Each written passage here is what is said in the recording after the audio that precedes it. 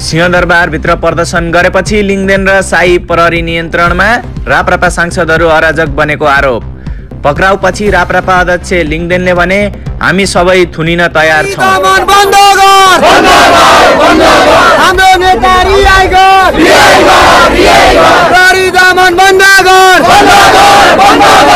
सरकार मुर्दाबाद।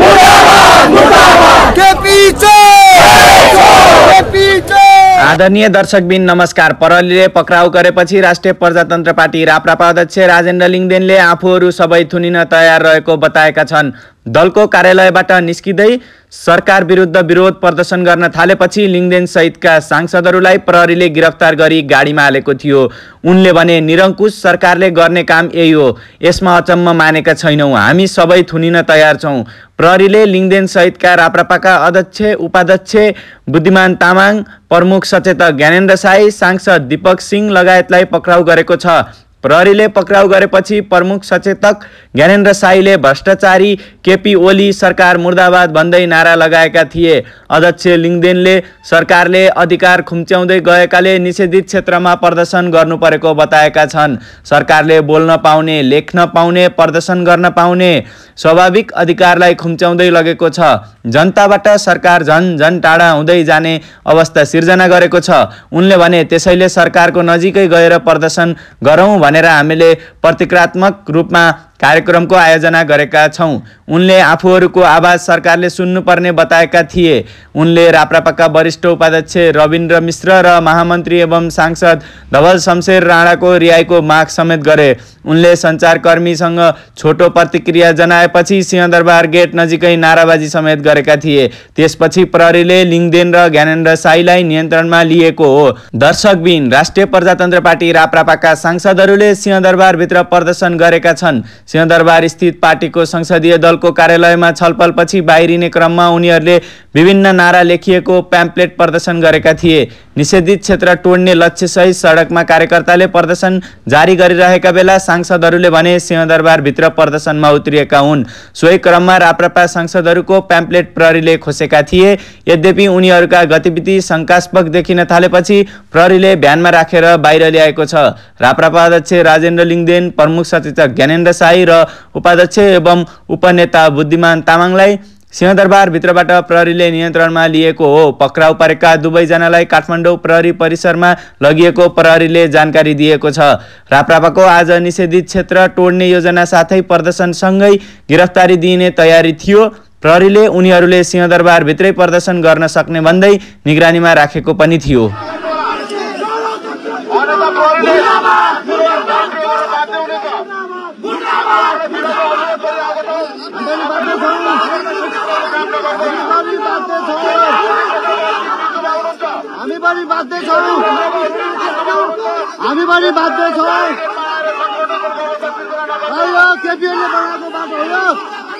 केपीएलले बनाएको बाटो हो, केपीएलले बनाएको बाटो हो, यो तेरो बाउको बाटो हो। हिँड्नु नपाइने, बाटो लाग्नु पाइने, कसरी निषेधित क्षेत्र भयो, कसरी भयो, माइती घर हो यो।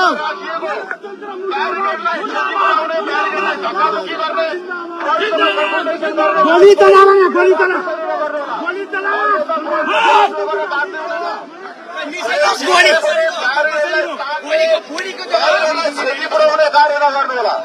हाम्रो विनम्र अनुरोध छ यहाँहरूलाई, नेपालको प्रचलित कानुनको निषेध गरिएको क्षेत्र हो।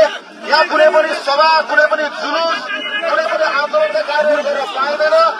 तपाईँहरूले कुनै पनि आन्दोलनका कार्यक्रमहरू घोषणा गर्दा स्थानीय प्रशासनले 2028 बमोजिम, स्थानीय प्रशासनले 2028 बमोजिम तपाईँहरूले त्यसको अनुमति लिनुपर्छ, त्यसको रुटको अनुमति लिनुपर्छ। यो बाहेक तपाईँले गरेको यो कार्य गैर कानुनी हुन जान्छ र यो गैर कानुनी कार्यमा प्रहरीले आवश्यक बल प्रयोग गर्छ, प्रहरीले आवश्यक बल प्रयोग गर्छ। अन्यथा यहाँहरूले केही पनि यस्ता खालका गतिविधिहरू नगरिदिनु होला।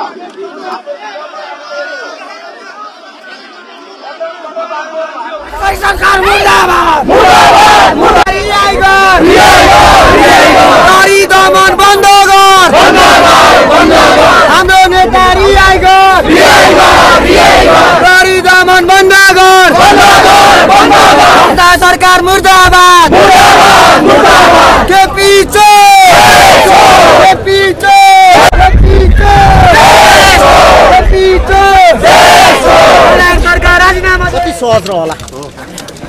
जाउँ न तपाईँ सँगै निषेधित क्षेत्र दायाँ बायाँ नगर्नु भनेर चेतावनी आएकै छ। अब निषेधित क्षेत्रभित्रै छौँ। यो के हो यो त अब तपाईँहरू माननीय हुनुभयो, यहाँभित्र तपाईँहरू समस्या चाहिँ होला प्रहरी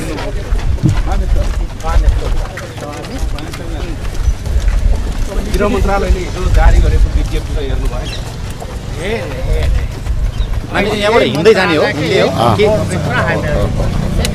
अब चाहिँ हजुरहरू तिनकुने जाने कि अथवा लोकतन्त्रमा यो कुरालाई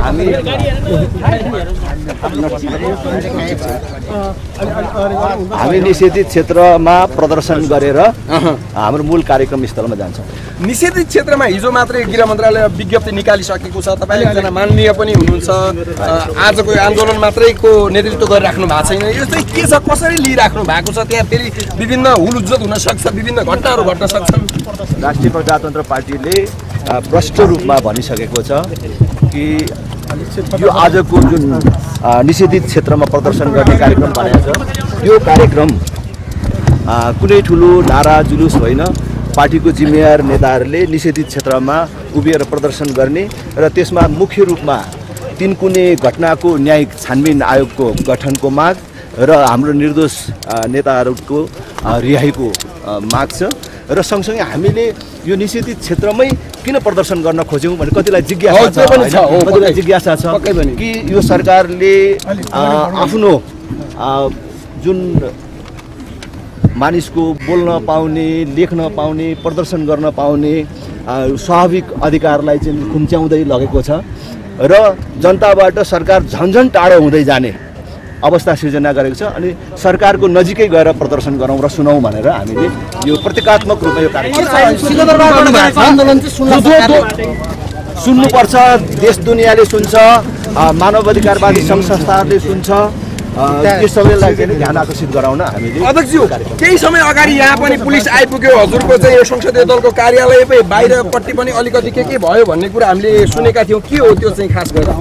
अब सिंहदरबारभित्र प्रहरीहरू आउनु लाई चाहिँ अन्यथा लिनुपर्ने कुरा छैन, तर अस्वाभाविक तरिकाले हो, अस्वाभाविक रूपले जुन उपस्थिति भयो अब त्यसलाई चाहिँ हामीले पनि याद गरिरहेका छौँ। तर अब त्यसलाई अहिले धेरै टिप्पणी गर्नुपर्ने केही जरुरी छैन। मान्य ज्ञानेन्द्र साई हुनुहुन्छ, यो टोपीको विषयमा पनि कुरा पनि भयो। तपाईँहरूका साथीहरू त्यहाँ बाहिर हुनुहुन्थ्यो, तपाईँले टोपी लगाइरहनु भएको छ, के हो यो? पहिला यिनले भ्रष्टाचार गर्न रोकुन्, त्यसपछि यो टोपी निकालौँ। यो टोपीमा चाहिँ के दोष देखियो? उहाँ मान्य अध्यक्षज्यूको यहाँ तस्बिर छ, अनि भ्रष्टाचार गरेर खानु आमाको रगत खानु सरो भन्ने लेखिरहेको छ, तर यो टोपी नै निकाल्नुहोस् भन्ने अवस्था आयो। भ्रष्टाचार गरेर खानेलाई यो चाहिँ विषको रूपमा परेको भएको छ। के भन्नुहुन्छ यसलाई? अब भ्रष्टहरू डराएका छन्। अध्यक्ष, तपाईँको जुन स्ट्याटस छ त्यसलाई विभिन्न तरिकाले टिका टिप्पणी गरिरहेको छ। अलिकति नछुकिकन हेर्नु त, अलिकति भाकिलो भएर स्ट्याटसमा प्रष्टै रूपले हामीले लेखेको छौँ आजको प्रदर्शन भनेको प्रतीकात्मक रूपमा हो। सम्पूर्ण देश तथा विदेशमा रहनुहुने सञ्चार प्रेमी दर्शकहरूलाई समाचार हेरिदिनु र सुनिदिनु भएकोमा धन्यवाद। यस्तै सत्य तथ्य घटना हेर्न र सुन्नको लागि हाम्रो च्यानल सन्देश अनलाइनलाई 1 लाइक 1 शेयर र सब्स्क्राइब अवश्य गरिदिनु होला। धन्यवाद।